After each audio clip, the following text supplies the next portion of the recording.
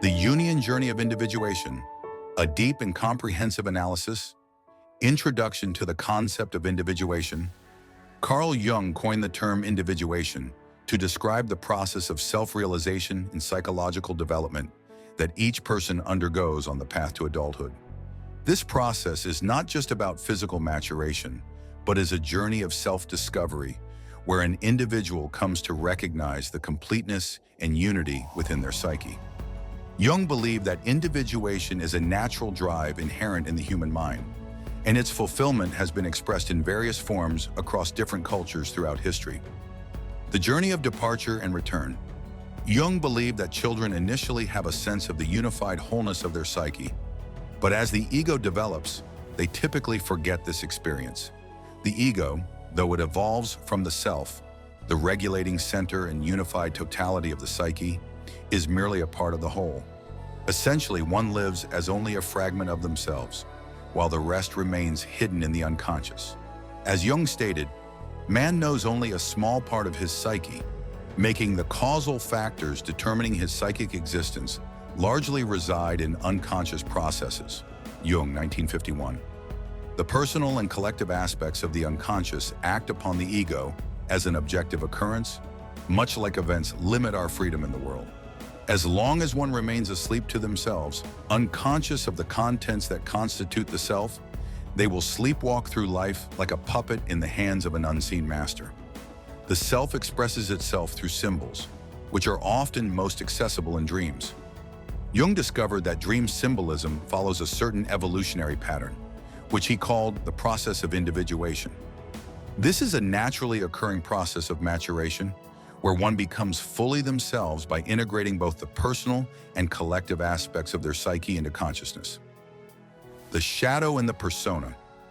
The persona is a socially constructed mask with which we identify. Far from being anything real, it is fundamentally a false personality. The process of individuation begins by shedding the self of the false wrappings of the persona through the integration of the shadow. The shadow can consist of both positive and negative traits, but it is essentially the part of ourselves that we refuse to acknowledge. Whatever we refuse to see in ourselves, we will see in others, making it impossible to form real connections with the world around us. As Jung remarked, projections change the world into the replica of one's own unknown face. Jung, 1951. Projections are not just symptoms of an unintegrated shadow, they can also have serious consequences. In extreme cases, they can lead to paranoia or schizophrenia. Bringing the shadow into consciousness dismantles the persona. Not only does one discover that they are not who they always thought they were, but they also realize that nobody is how they once imagined them to be.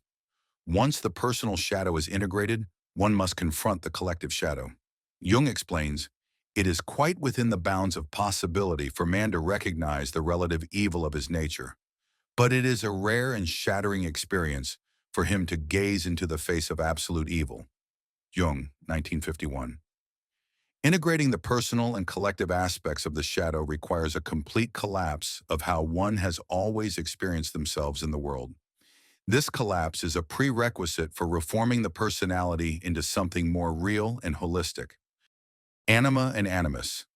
The individuation process continues through periods of destruction and reconstruction until the ego realizes the wholeness of the self, also called the greater personality. This cannot be achieved without the integration and development of the anima and animus. According to Jung, every biological female has a masculine counterpart, the animus, and every biological male has a female counterpart, the anima. The syzygy of the animus and the anima consists not only of personal experiences of the opposite biological sex, typically influenced by parental figures, but also of collective archetypes of masculinity and femininity. Like the shadow, if the anima or animus is not integrated into consciousness, they will be unconsciously projected onto other people of the opposite sex, rendering any relationship illusory and often destructive. Both the anima and animus have a fourfold structure through which they progress as one integrates them into consciousness. At their highest levels, the animus becomes the logos of a woman, which Jung calls the man of light, and the anima becomes the eros of a man, which Jung calls Sophia. The integration of the highest aspects of the anima and animus marks the culmination of the individuation process. Integration of logos and eros. As logos and eros, this union functions as a guiding mediation between the ego and the center and totality of the psyche. They represent the ultimate union of consciousness and unconsciousness in both its personal and collective dimensions, allowing one to recognize themselves as the unified whole of the self. In religious terminology, this realization is akin to the recognition of man's primordial union with God.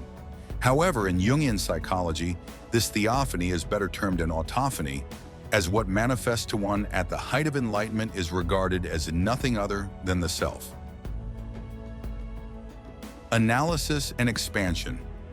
When we delve deeper into the process of individuation, we find that it is not merely a psychological journey, but also a philosophical and spiritual exploration of the self. Jung's emphasis on integrating unconscious and conscious elements reflects a holistic view of human nature. This stands in contrast to Freud's approach, where the unconscious is primarily seen as a reservoir of repressed desires. Jung viewed the unconscious as a rich world of symbols and meanings, where the hidden elements of personality seek recognition and unification with consciousness. The shadow, persona, anima, and animus are not just psychological concepts, but symbols representing different aspects of the soul. The journey of individuation is not just about resolving psychological issues, but about gaining a profound understanding of human existence, encompassing moral, social, and spiritual dimensions. In the modern world, the journey of individuation can be particularly challenging due to societal and cultural pressures. The constant demands of society for conformity can hinder the individuation process. This leads to a condition Jung referred to as the sickness of the soul, where individuals feel alienated from themselves and unable to achieve the wholeness they seek. Conclusion. The journey of individuation, as understood by Jung, is a complex and multifaceted journey requiring deep exploration and integration of different aspects of the self. It is not just a psychological process, but a spiritual journey where one seeks unity and wholeness within themselves. Through analysis and expansion, we can see that this process is not just about personal growth, but about spiritual awakening, a union of consciousness and unconsciousness, of the ego and the whole self. Ego